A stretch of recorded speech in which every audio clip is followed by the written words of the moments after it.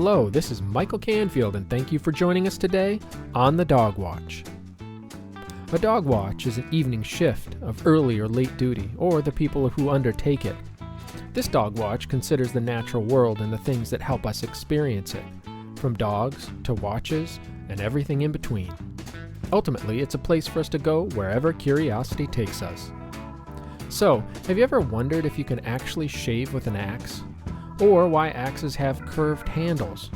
Or even what would happen if your hand got caught under a 300-pound power hammer?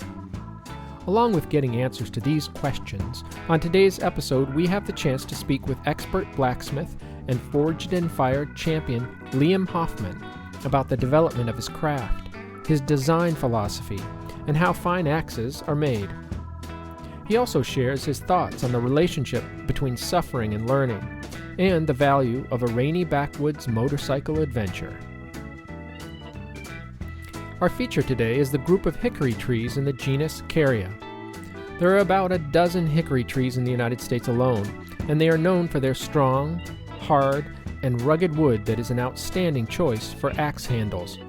Hickory is a close relative of walnuts, and both of these trees have distinctive fruits or nuts that contain varying amounts of juglone, a defensive chemical that affects other plants and animals.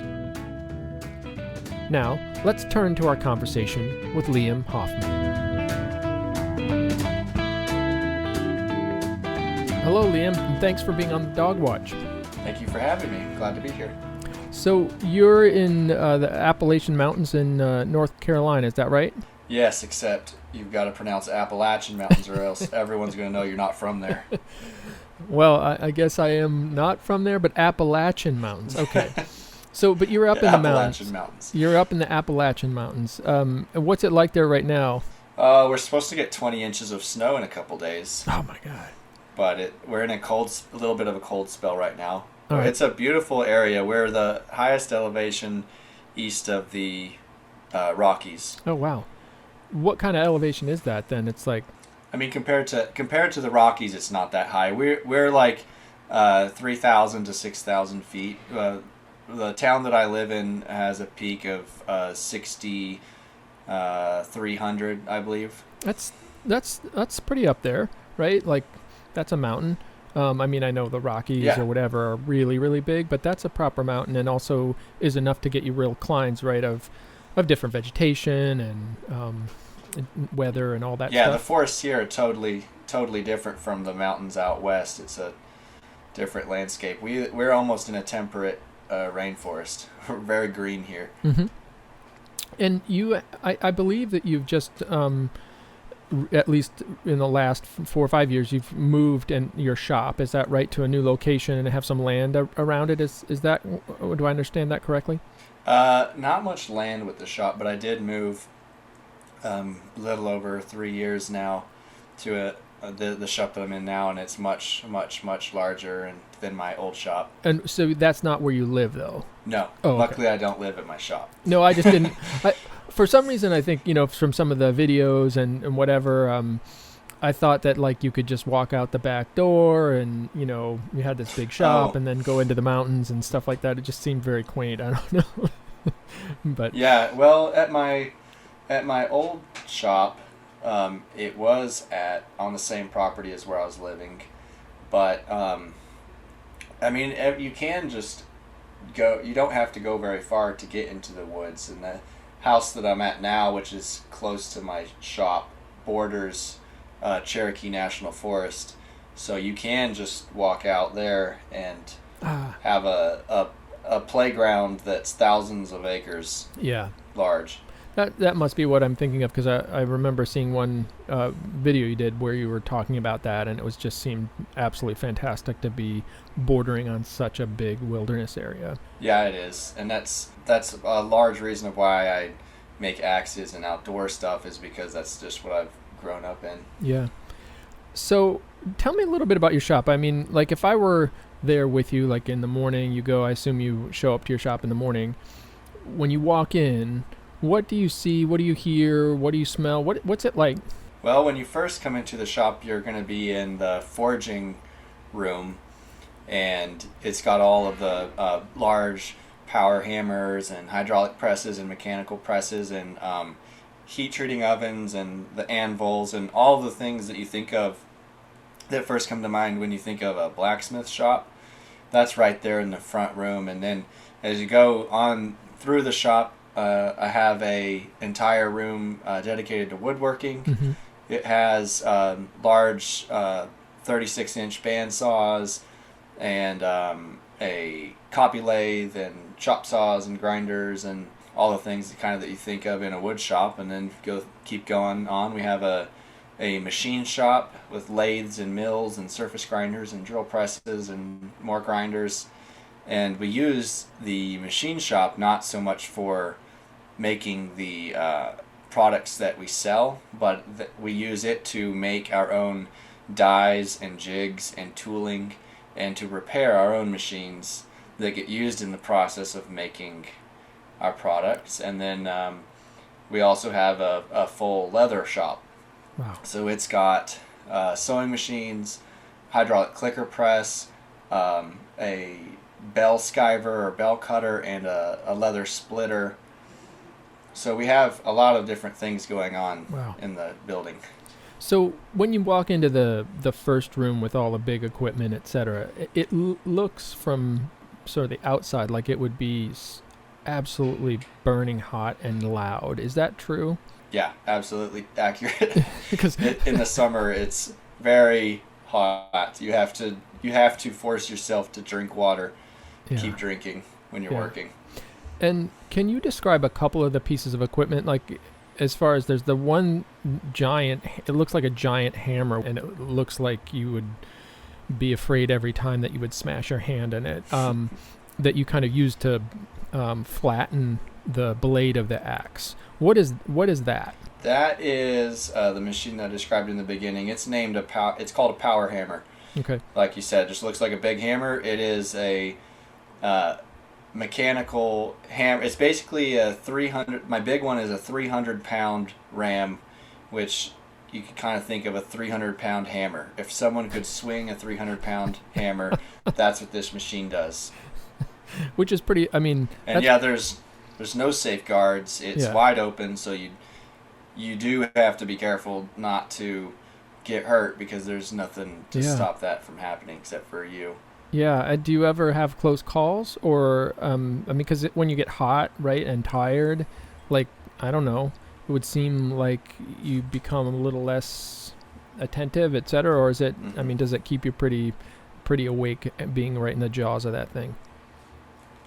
Luckily, I've never had any close calls on a power hammer or any of, really, not that I can think off the top of my head, any of the forging equipment. Uh-huh. But you do have to, I mean, I never run. I try to make an effort I never run in that room when I'm working. Even though everything is so fast-paced and you're trying to get things done quickly, you got to, just make sure that you walk from place to place. Yeah.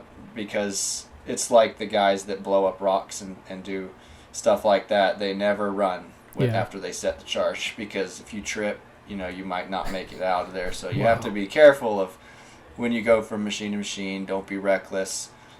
You just have to be mindful and respect the machine and keep in mind what it can do to you, because if your hand was hit by that ram, it would be vaporized. Yeah. You'd be breathing your hand. Yeah. There'd be nothing left of it.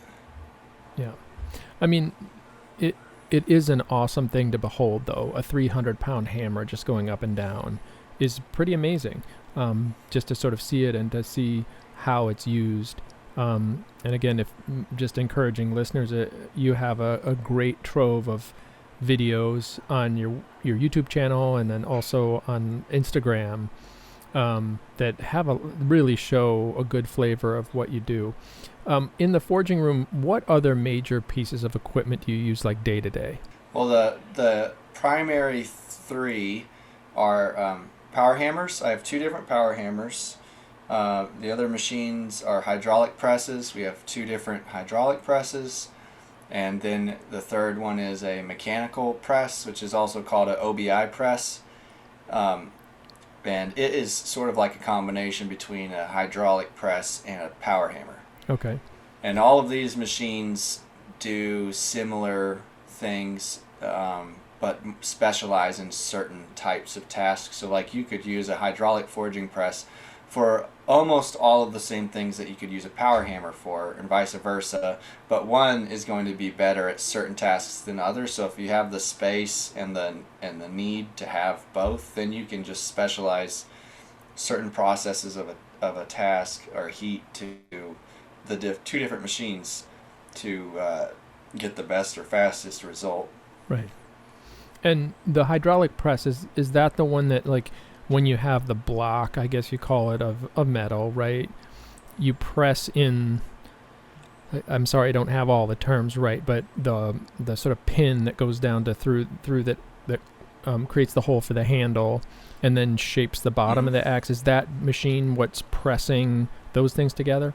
Yes, yeah, that's a hydraulic press. Right. And it's hydraulic presses in forging are best at punching holes through steel, which is what you just were talking about, and then also doing more repetitive work, more precise work. We use them for our final straightening, our final cross sections of our work.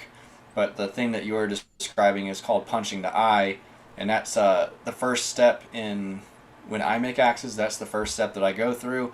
And what that is the original way of creating a hole through steel. Before people had drill presses and powerful electric drills and stuff like that, you would make a hole through steel by using a shearing technique called punching and drifting. So when you punch a hole, you have a punch that could be a flat on the bottom almost, and you hammer through one side, not all the way through, then you flip it and you hammer through the other side, and then by the action of shearing, the same action that allows scissors to work, you will literally shear a slug of steel out of the hole, because steel it's soft when it's hot, but it's brittle enough to where it will shear. Right.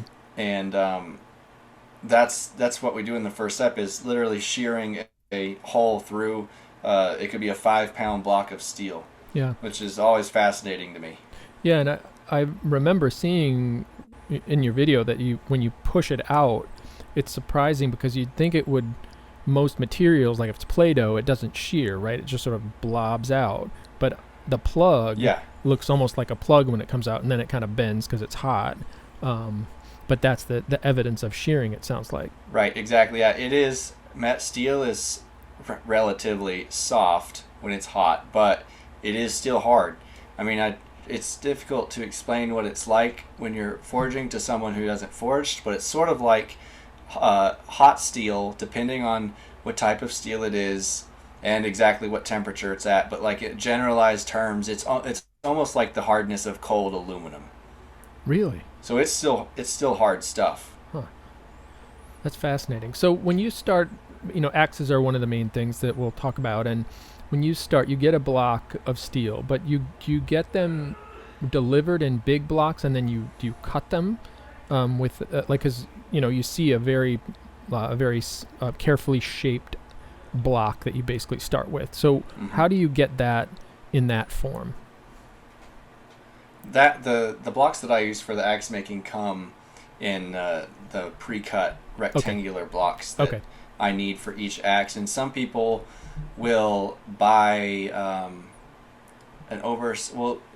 if you ever saw someone not starting with the stock size that they need, it either means that they can't get that size in the alloy of steel that they want, and so they have to buy a different size and then resize it themselves, or they might be using like a recycled material and it's not already the right size. But like which sometimes I do, but for my production stuff, our regular products, I'll buy the exact size stock that I need from the steel supplier, and then we go from there. Because cutting steel would be another pretty in-depth process, right? Or you'd need some pretty important equipment to do that. Yeah, we have the tool. You would use like a horizontal bandsaw, but it's just if you can get the stock already cut, it's almost always cheaper to have someone else do it for you.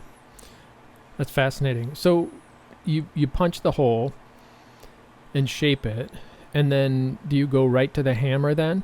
Yeah, on the first heat, right after punching on the hydraulic press, it goes to the power hammer, and then we use that to drift the eye. And what drifting is just making the eye or the hole larger Okay. than the punch size.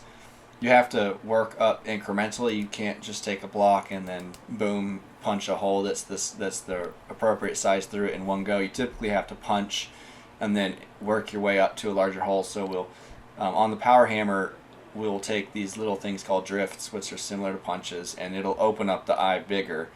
And then we'll use a tool called a fuller, which is just a half round tool, and that's used to draw out material on the block of steel, and we'll draw out what's called the cheeks of the axe, which is the side of the axe, and the lugs on the axe, which are the extended pieces that come down the handle off of the eye.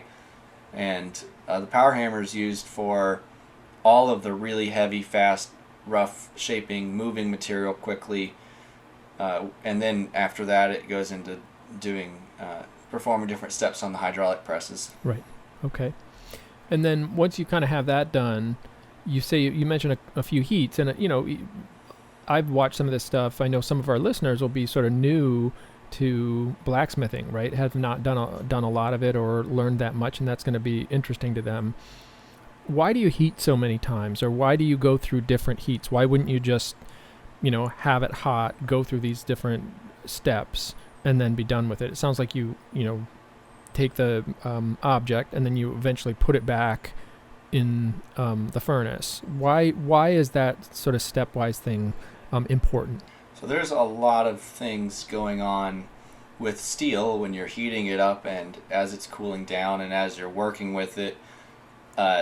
So many different things that, in fact, that a long time ago, people thought that blacksmiths were magicians, because you take an object like steel that's seemingly unwavering, it's such a hard material, and then someone is able to shape it into something, and then not just change the shape of it, but change the properties of it as well.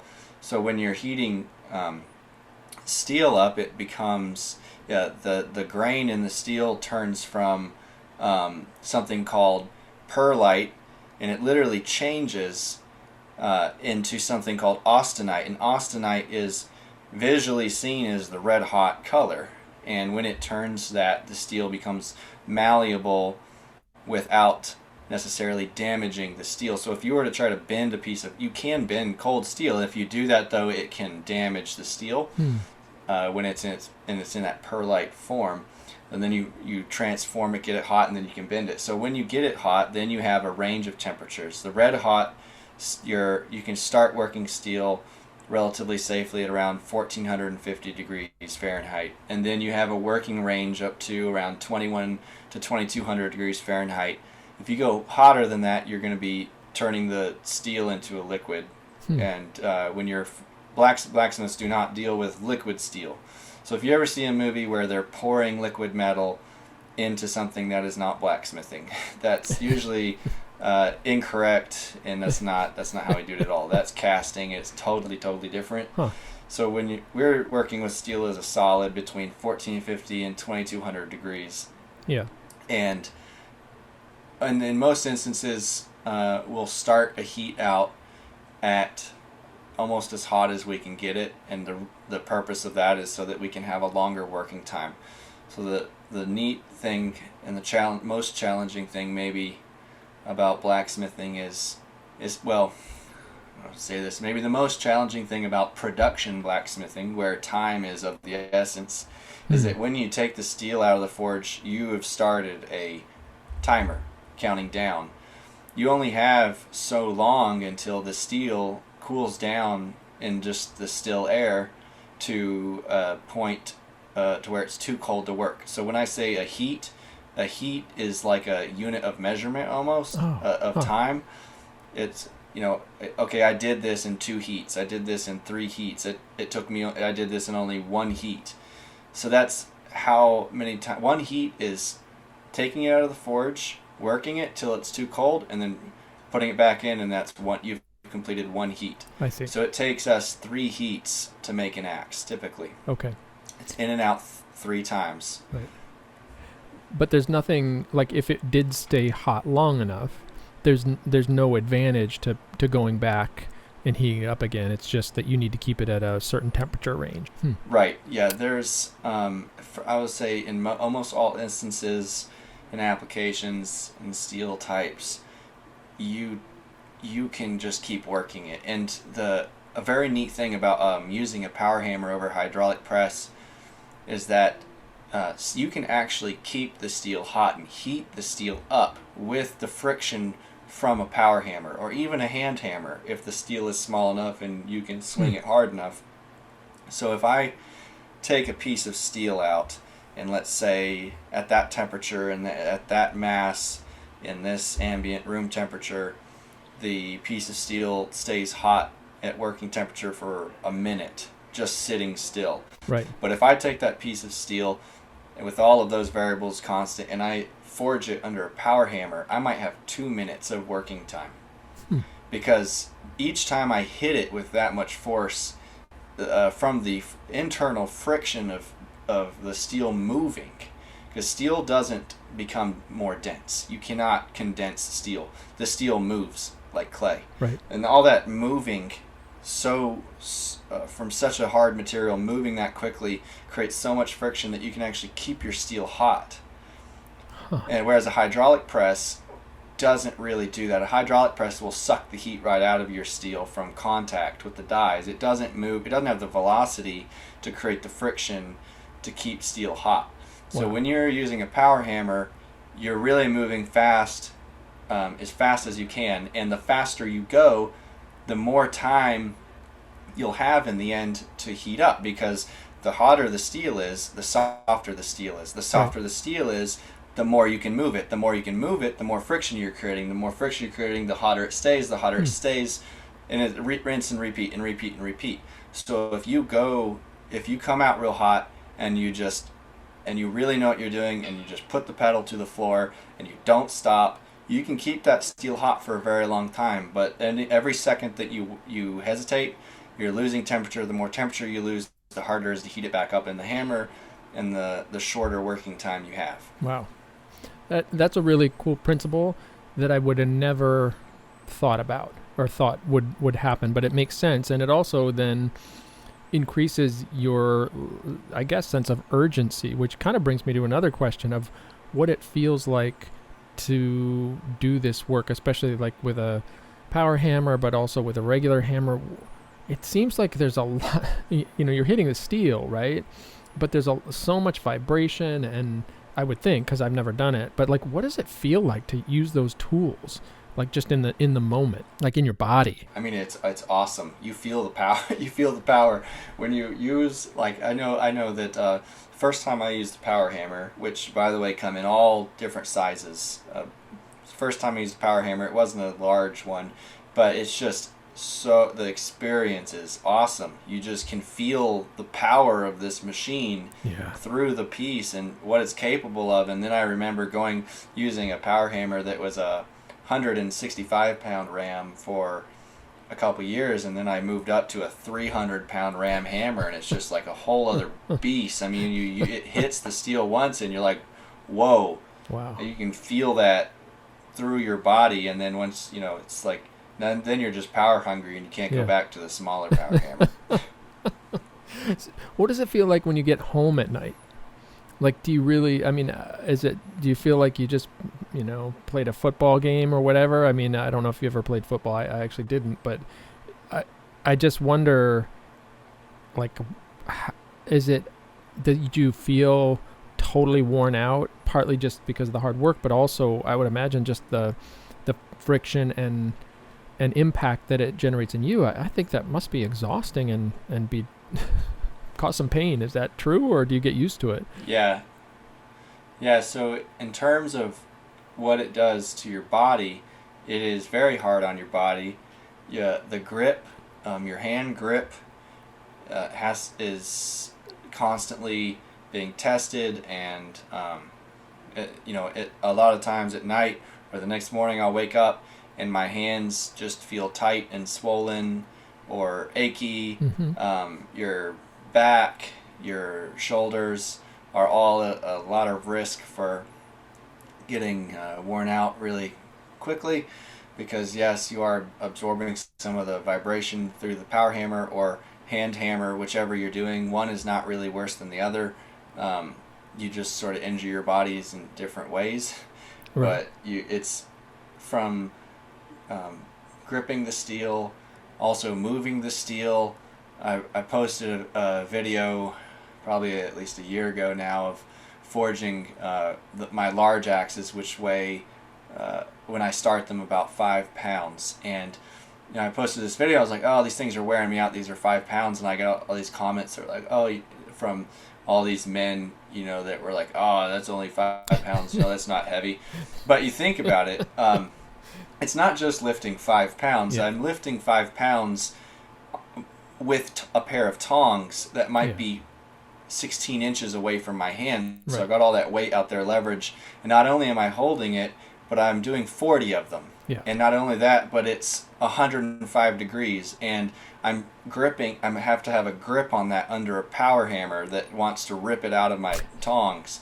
And so it is extremely physically exhausting. And you are beaten up. You literally feel like you've been beat up afterwards. Yeah. So we don't forge like that every day. Yeah. By any means. We're forging maybe half of the time. Yeah. And then the other half, or other 2/3 of the time, we're doing the woodworking and the heat treating and the leather working and all the other things that have to be done. Yeah. I was wondering about that because, again, I would say anybody who questions whether that's a 5-pound axe head is difficult should need to just try it once, and then they can put the suggestion in the suggestion box. But it looks, like it's not something you could really do every day or want to. But I could also see how it'd be pretty impressive to be part of it, right? To just see that hammer go down and feel the physicality of the material. Yeah, so it's a lot of fun, and you feel it's almost like a workout too. So you feel good afterwards, but it definitely is physically straining. Yeah. Question: I know you have I think you call them the camp axes, the ones that are sort of recently shown up and a little bit larger. I'm curious about the development of the axe head itself. I know in some of the other interviews you've done, et cetera, and you've talked about sort of how your initial ones were a little more modest, and you look back at them and say, oh my gosh, I can see how this could have been different or whatever. How would you describe the development of your axe heads in design? Like, what things do you change? Is it the shape? Is it the kind of width of the rectangle, et cetera? How have your axe heads developed? Oh, there's so many things. It's probably going to be difficult for me to think of just off the top of my head. But there's a lot of parts to an axe, and it's not just the axe head; it's the axe handle, because it works. It's like a system. Yeah. And the axe handle is just as important as the axe head itself. But when you're making an axe head, there's a lot of things such as the pole of the axe, which is the back of the axe. And that acts as a counterbalance to the blade. And a lot of early axes before 1800 did not have poles. They were very forward heavy, and then you started seeing poles on axes, and so you can change the way that an axe works dramatically by changing the size of the pole. Huh. Blade width is going to play a large part in how it works. And also the blade shape. So if you have like a bearded axe would be a good dramatic example of how an axe blade is different from another. So a bearded axe has sort of like a hook on the bottom of the blade. It has and what that allows you to do is have a wider axe blade without as heavy of an axe head, without using as much material. And then the other thing that it allows you to do is to be able to put your hand behind the blade. If you want to choke up on the handle, you can put your hand behind the edge, which gives you a ton of control for up close work. But the downside of a bearded axe is that because that blade doesn't have mass supporting behind it, it is weaker and it's not going to cut as deep. So if you were looking for an axe that you really wanted for heavy work and you wanted to cut deep, you wanted to split through big logs and stuff like that, a bearded axe is not going to be a good choice, because a bearded axe is for up close work. Whereas if you had an axe like a common pattern is called a rockaway pattern of an axe. Okay. The blade behind the bottom of the edge, the profile is convex instead of straight or concave. It actually curves outwards. Right. So you have a lot of mass right behind the cutting edge. And that type of an axe is going to be more heavy duty. So when I'm, as I'm looking back at old designs, I'll just nitpick both aesthetic, how it looks. My tastes will kind of refine or change over time, and then I learn more things about how an axe works, and we say, oh, maybe we want to add a 1/16 of an inch or remove a 1/16 of an inch to the pole, or maybe we want to make the lugs longer, or maybe we want to make the overall length of the axe a little shorter and wider, and what does that do? And there's a lot of things, depending on the application, that you may change to an axe head. Right. That's awesome.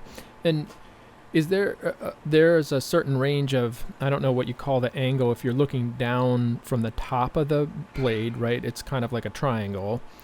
How wide that thing gets to be, it's not, at a point, it's not an axe anymore. It's like a wedge or something. Is that right? Yeah, so the way you would describe that would be the edge geometry or the cross-section of the blade. Yep.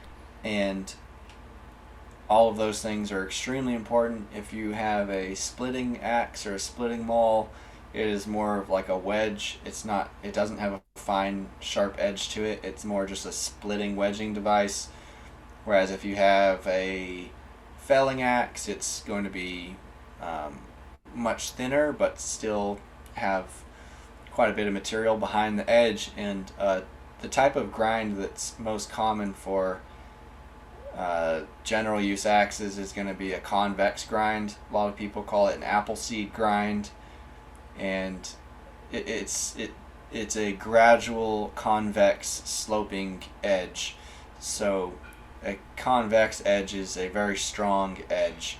The other two types of edges are flat grinds and hollow grinds. So hollow would be a concave grind. That's the opposite of a convex grind. The most common thing that you'll see a hollow grind on is a straight razor. Okay. Straight razor is extremely thin, sharp, delicate. If you were to put that edge on an axe and hit it against a tree, it would just crumble. And that's one of the reasons why you use a convex edge on an axe, because you can imagine an axe as sharp as a knife, but with 5 pounds of mass behind it, with all the leverage of a 32-inch handle being swung. Right. The edge is taking a ton of impact. So you use a convex edge for strength and durability, but also what it does is it helps prevent the axe from sticking in a tree. A lot of times a flat grind or hollow grind will stick in the wood, and the last thing you want when you're trying to cut a tree in half is for your axe to stick into the tree every time. Then you're spending half of your energy just trying to get it unstuck. So convex edge is pretty much in almost every instance the type of edge that you put on an axe, and the thickness of it and the angle of it, just those variances just change depending on the type of the axe, what the application is. Right. That's super helpful. And if you look through the axes you have on your website and that you've made, you can a viewer can really see how you've played with those things, right? Whether it's bearded or not, or the slope and just shape of the head. That's super cool. You mentioned the handles, right? And obviously they work in tandem. I'm looking at sometimes the farm axe with some real interest, because that handle is long and super, I don't know if I'd call it irregular, but it has a huge bend to it. and kind of comes down, then it bends around and has a big almost ball on the end. How does that help me understand how you design a handle and what elements are important in the handle? Because you think if you just drew an axe on a piece of paper, you asked someone in the airport or something, they would draw it straight, right? Or maybe with a slight curve, but that's not what you're making. So what are those elements of the handle, and why would you make it that way? Well, if you start talking about axe handles, you start getting into a lot of controversy in the axe world. Oh, really? A lot of people are really get heated over axe handles for some reason. But I guess I don't want to get you worked up here. I'm sorry. No, I'll be okay. It's the listeners you might have to worry about. You'll deal with all the hate mail. That's fine. I guess the first thing that I would eliminate from all the variables when we talk about this is the curve of the handle. So my handles have a pretty... They're on the curve. If you had a curvy scale, they're on the top of the curvy scale. Okay. And as functionality goes, there is this never-ending debate between, is a straight axe handle better, is a curved axe handle better, and there has been no definitive physical, like no physicist has come in and said this is definitely the best shape. It is just tied. Some people will say a straight axe handle is better, some people will say a curvy axe handle is better, and people will come up with math and physics to support their ideas. But in the end, I think it is completely personal preference on curvy versus straight. One thing though is that a curvy handle is a lot more difficult to make. It requires more selective grain orientation when you're making the handle. But I like the curvy handle because when I swing an axe naturally, it just feels it feels more natural to me. I feel like I'm more accurate. But also, it looks nice. Like when you look at an axe handle that has curves like that, it's appealing. Yeah. It's not just a boring straight thing. Nature is curvy and it looks nice like that. But so if you get those things out of the way, then you start looking at what really makes an axe handle good. And the biggest thing is the thickness of the axe handle. An axe handle should be very thin, and this is something that everyone across the board basically agrees on, is that a handle that you would buy at a hardware store is way too thick. And the same applies with hammer handles. Forging hammers are supposed to be extremely thin, and axe handles are the same way. And there's a couple reasons for that. One reason that it should be thin is because of and this one a lot of people get backwards until they hear this and start thinking about it, is that a thin handle is stronger than a thick handle. And the reason for that is because of flexibility. So you can make something more rigid by making it either shorter or thicker. And so if you have a long axe handle and it's too thick, then it's actually more prone to break because it can't flex. Really? If something is taking, if something hits a tree, it's taking a lot of impact. Well, if it cannot flex, it's going to snap. If something can't bend, it's going to break. It's like suspension bridges. They're made to move. Skyscrapers are made to move. If they designed these things to be rigid, they would break. Yeah. And it's the same thing with an axe handle. A thin axe handle is actually stronger. It's supposed to, and it'll feel better on your hands as well, because you're not just going to be just taking all the vibration from out of this axe. And the second main reason for having a thinner axe handle is for your grip strength, and then also the technique that's used to swing an axe or swing a hammer handle. You're supposed to have a very loose grip on the handle. When you're learning how to swing a forging hammer, I like to say that I should be able to take that hammer handle out of your hand mid-swing. Just pull it out of your hand. Really? You do not, if you have a firm grip on a tool handle, you're going to take all of the stress and then put it into your body from swinging the handle. And that's going to damage your hands and your arms and your shoulders over time. Right. And the other thing that staying loose allows you to do is just swing it properly. So when you are swinging a hammer or swinging an axe, you get the most bang for your buck, the most force out of the velocity that you're hitting it with, not the power from your muscles.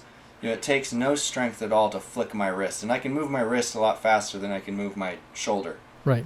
And so when you're swinging a hammer, it starts in your shoulders and your arms to get it going, and then the last second with the loose grip allows you to just flick it.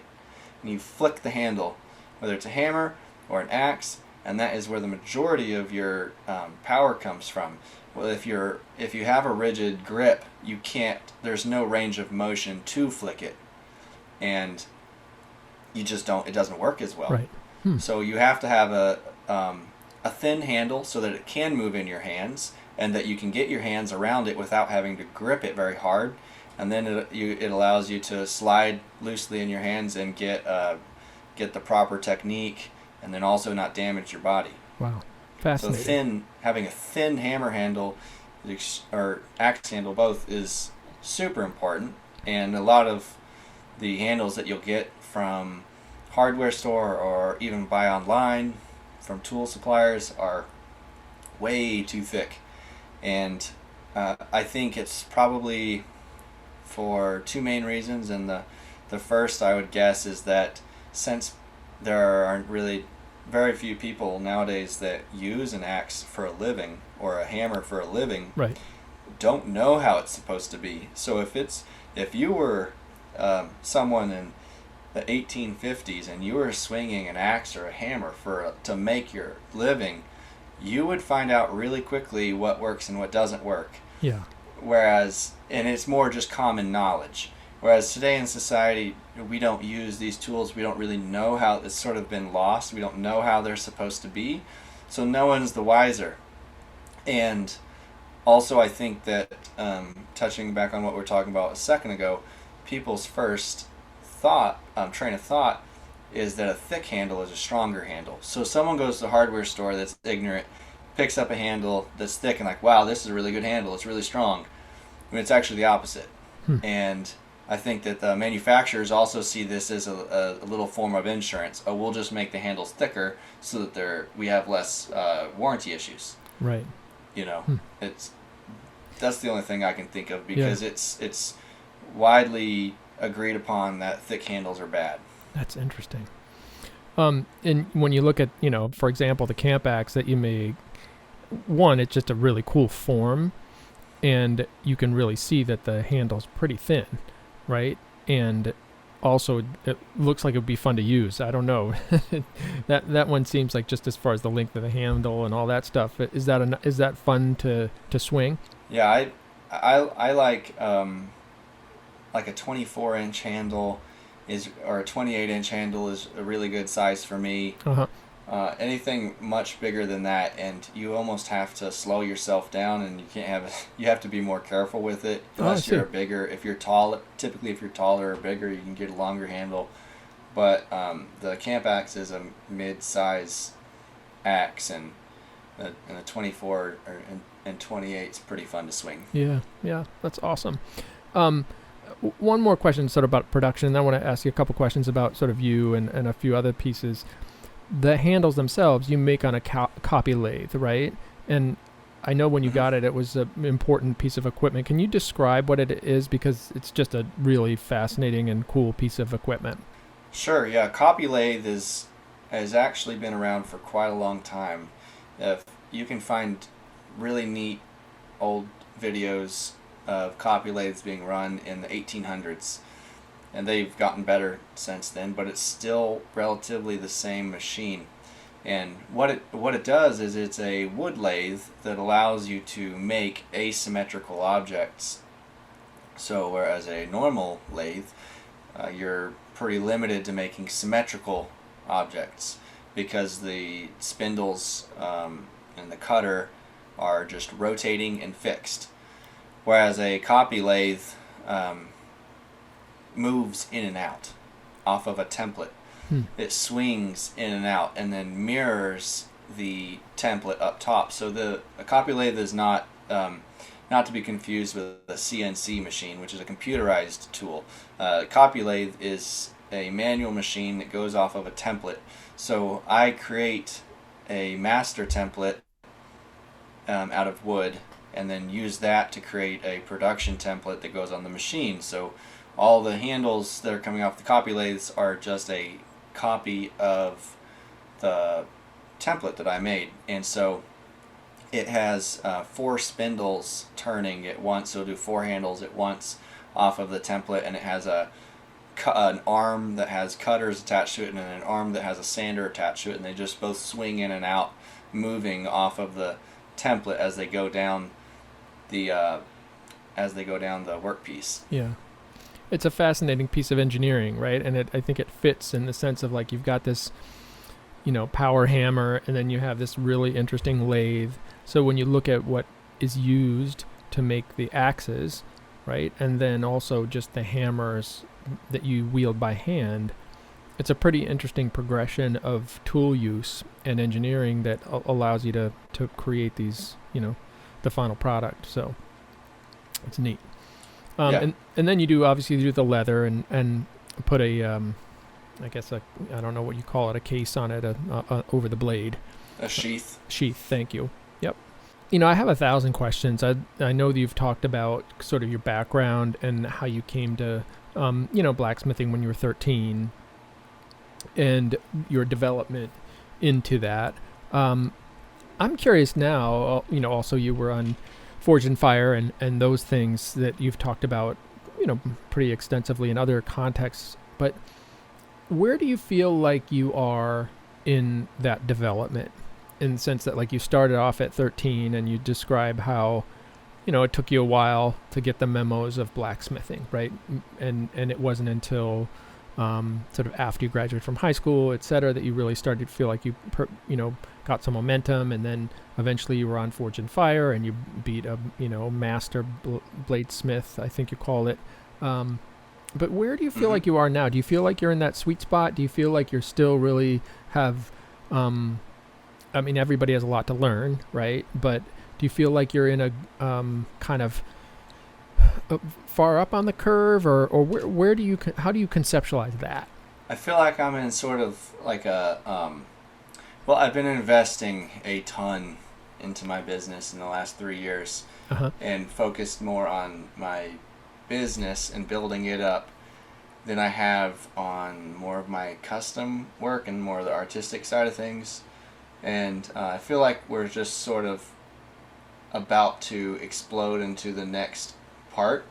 I don't feel at all that we're at I don't know if you were asking if I feel like we're at the peak or the height or whatever now, but I actually feel like I've been investing all of this time and energy and money into something to where it is about to come to fruition, and we're about to really start what I've been thinking of for years, and with production. And then once that begins, I want to be able to dedicate the time that I have been putting into this investment into more custom work again. I want to achieve Mastersmith title, and I want to come out with new products in addition to what we currently make.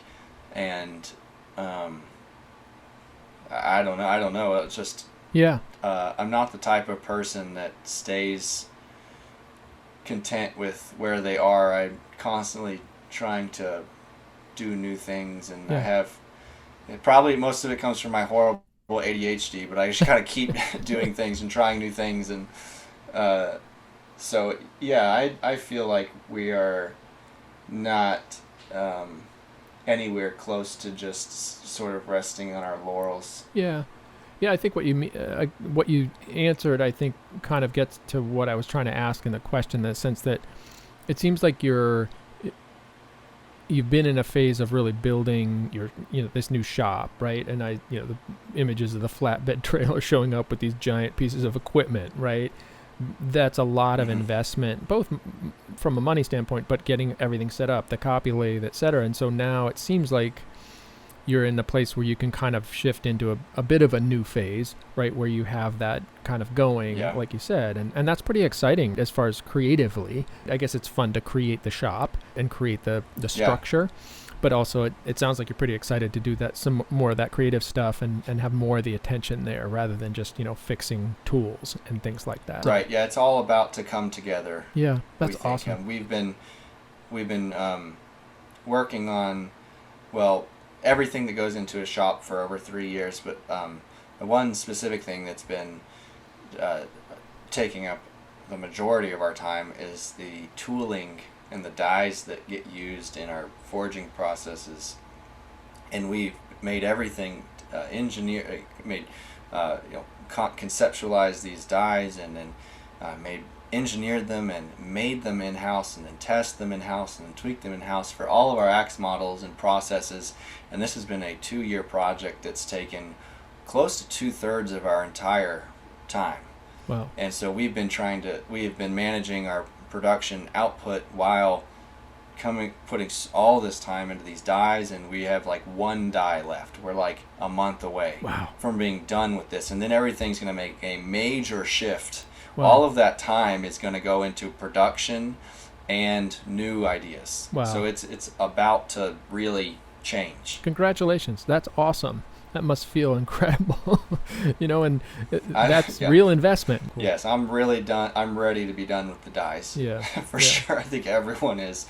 It's been taking a very long time. So that actually brings me to, I've got 3 more sort of questions, really. One, it brings me to the question of suffering. So you've talked a lot about the idea of suffering, not in the context of masochism or anything like that, but as an important part of the learning process, that not being afraid to put in a lot of effort, have some discomfort, and really that's one of the ways to learn. So I'm curious if where did you come to that? Like how do you feel like that became a part of your process? Is that just who you are, or where did that sort of part of your philosophy come from? I would say that it just sort of built up like that organically. I would say initially it started as just who I was. I am type of person to where, like I said, I got horrible ADHD, so like I cannot wait. I do not have the patience to wait to try something. So when I get an idea or something, I just I got to do it. So I just do it. I just start, and then I'll figure everything out from there. Whereas I know that there's another mindset of people who say, I've got to plan, I've got to make sure all my ducks are in order so that when I start, everything goes smoothly. And I'm the complete opposite. I'm saying I start, and I figure it out as I go, and I learn and know more about it, come out better on the other side because of it. Yes, it may be stressful, but I'm actually doing it. Whereas, if you wait and plan, you may never get there. And then when you finally do start, you find that, once you start doing it, there's all of these things that you did not account for. And in the end, you just end up behind. And and then I've just sort of learned that, and I just know that you will come out on the other side better from being, tried by fire and just getting in the thick of things, not waiting, just doing it, experiencing it, learning from it, and you are going to then be more well-rounded and have more knowledge of whatever it is you're doing, because you didn't just sit around and watch YouTube videos and think about doing it. Right.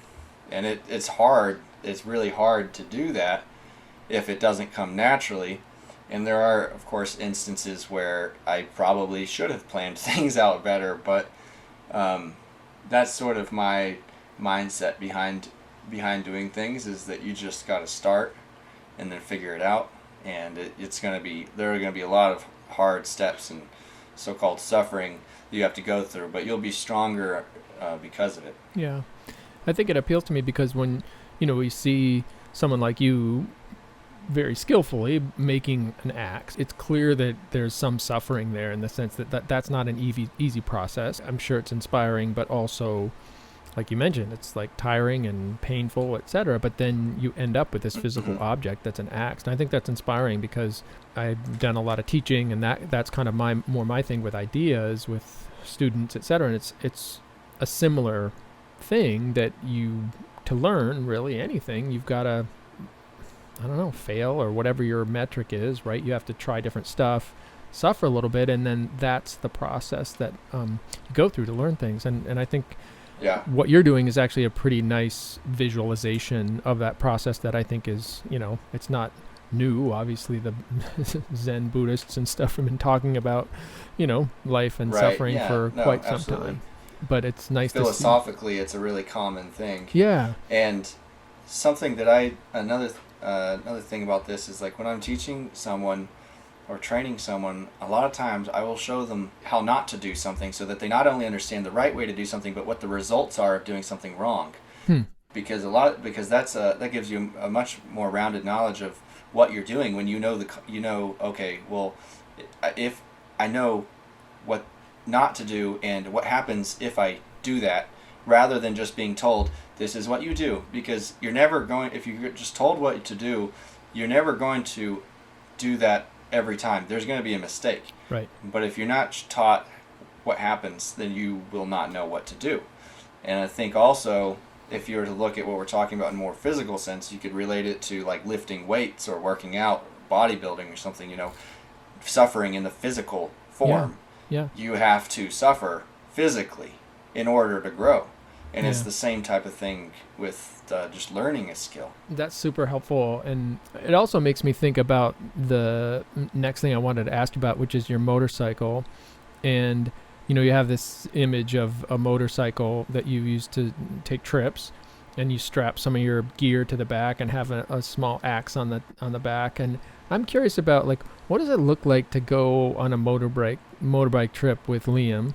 Like, where do you go? Where have you been? Like, what's it like? I like to.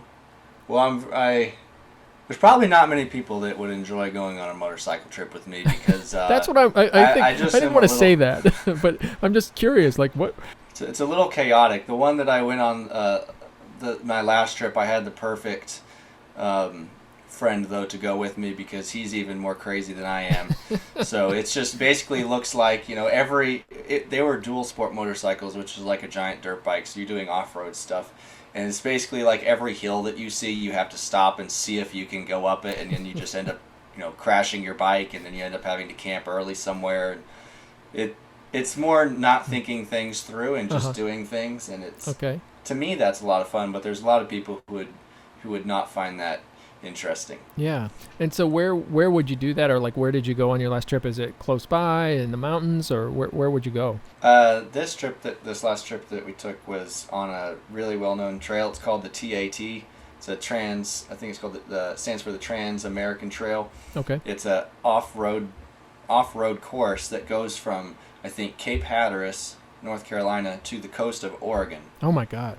Across the entire country. And we didn't do that. We did from western North Carolina to the Mississippi River. Okay. And any particular mishaps or things that you achieved? Well, I mean, you could actually kind of relate our trip to what we were just talking about. So it was a 10-day trip, and we started out in rain. It rained for 3 days straight, and you're camping every night just about. So it's kind of like backpacking, but instead of walking, you're riding a motorcycle in rural areas. So we're camping, and the first night it's like, oh, this kind of stinks, and then the second day you're packing everything up wet. The second night you're taking it out wet, and then by day 2 or 3 your sleeping bag is wet, and everything's just miserable. And we started with me and 2 other guys, and one of our friends, after day 1, he's like, you know what, guys, I can't do this, and he left us. Okay. And then it was just me and my other friend, who's even crazier than I am, and we're like, you know what? No, we're gonna keep going. And so it was like we suffered through that, and it was 3 days of rain, and it did suck. But after that, it was beautiful, and we finished the trip. Now we, because of that rain, and we suffered through all that, we are going to be more prepared for the next trip and more mentally ready for it and know how to go through that, and it almost relates to what we were just talking about. Yeah, I think it does. That's where you also find your friendships grow, etc. When you go through things like that, you have those things together, and it might have kind of not been so great at the time, but I imagine that brought you closer and also gives you confidence about what you can do. Yeah. Broken bones or anything like that on that trip, or I'm curious. No, but nearly. I had a hematoma in my leg because my friend Chris ran into me with his motorcycle at 25 miles an hour, and it hit my calf. Oh boy! And it hurt really bad, but I just bruised, and then 2 weeks later I bumped my calf in the same spot, and then instantly I felt this horrible burning pain, and I guess there was blood in my leg from that trauma, and it all congealed into a giant lump. Oh man! And I had to go to the ER and get blood thinners and stuff. But that was the only. Okay. I think that was the only big injury from that All right. trip. Shout out to my friend Chris Williams. Yeah, He's also absolutely. a knife maker. All right, good for him. Well, I have to say, I hope you continue going with Chris. I will be a fan from the sidelines on that, but if you ever need a partner, you can, I'll be a cheerleader, but maybe not go along, because that sounds like it takes a lot of, a lot of fortitude to do. So, all right, last main question, which is, I've always, had a fascination with this idea of shaving with an axe. And I've done a lot of backpacking in my earlier days, etc. You sit around the campfire and you think about stuff or whatever. And it's just something that kind of lives in your brain. Fast forward to Liam talking in one of his videos about shaving with an axe. And I even saw where you tried it a little bit. First of all, have you, how is that with one of your axes? Because you claim that you can shave with the sharpness of your axe. It's shipped, shaving sharp. And have you ever done a full shave, like with shaving cream, etc.? Because I actually am curious. No. I'd kind of like to do that, like see if it works. It's been kind of a bucket list thing for me, and I'm wondering, have you done it? What do you think? So anyway, what do you have to say about shaving with an axe? I haven't done anything like what you're describing, like a full shave, but I could say with complete confidence that you could definitely do it. I would recommend that you have someone else handle the axe, though, because it's a lot more difficult to wield than a straight razor. Okay. But undoubtedly, yes, it's plenty sharp enough to shave your face just like a razor. So if I got hold of one of your axe heads, you're claiming that I could have my wife, like, I could sit down, put the, whatever you call that, apron on, right? Lather up my, and she could shave me with with one of your axes. It's that sharp. Full shave. For sure. Okay. Yes.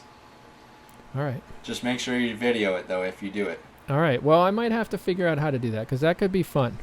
And it's kind of a lifeless thing for me. I mean, I also don't have like the most manly barb, you know what I mean? It's like, it's kind of medium thick. So, it'd be a good first test for the axe. If it could get through mine, then it might have to go to some like lumberjack guy with the like super thick hair. But actually, it might be even harder to shave a more fine hair. So maybe it is a good test. Well, I'll let you know.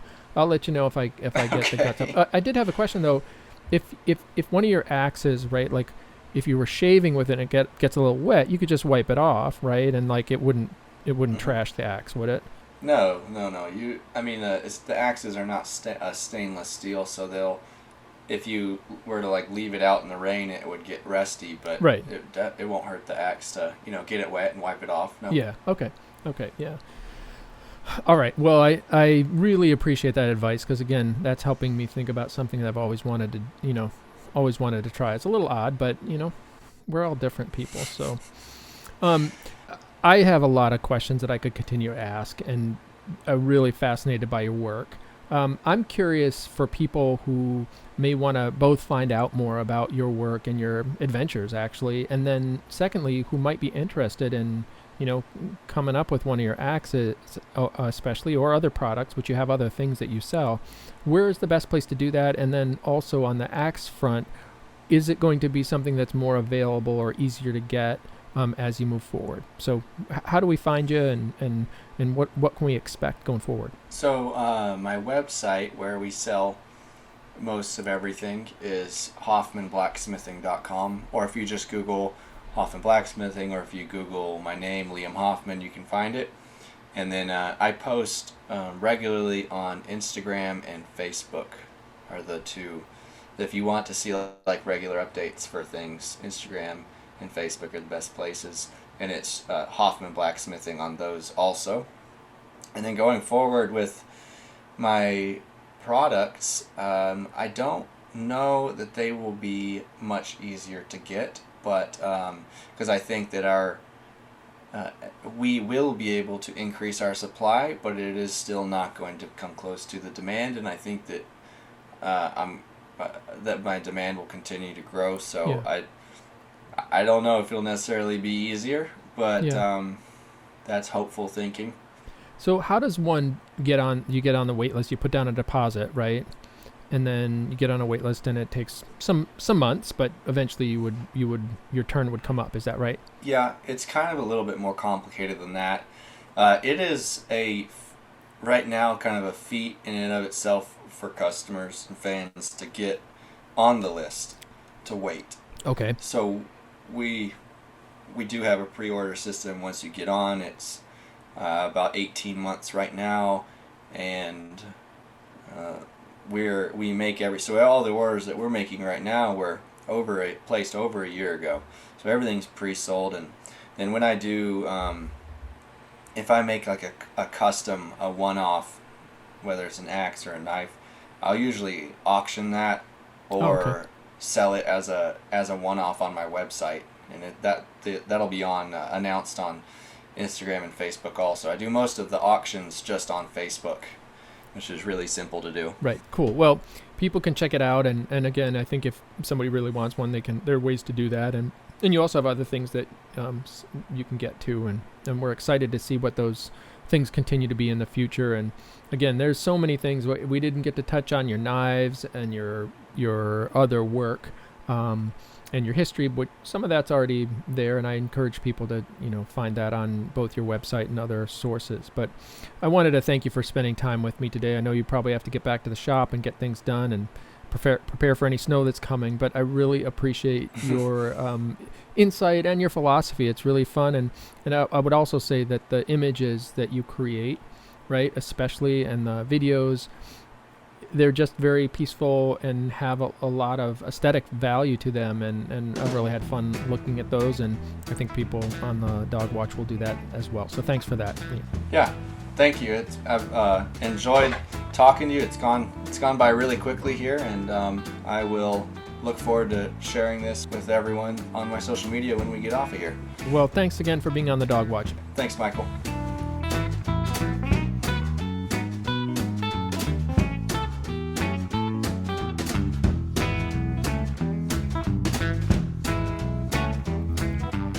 Thanks again to Liam for joining us today and for sharing with us the art of the axe. Don't forget to write a short review of the Dog Watch on Apple Podcasts and to subscribe, as it helps us get the word out to other listeners. Our music credit today is Whiskey on the Mississippi by Kevin McLeod, courtesy of Creative Commons. Until our next shift, this is Michael Canfield thanking you for joining us on the Dog Watch.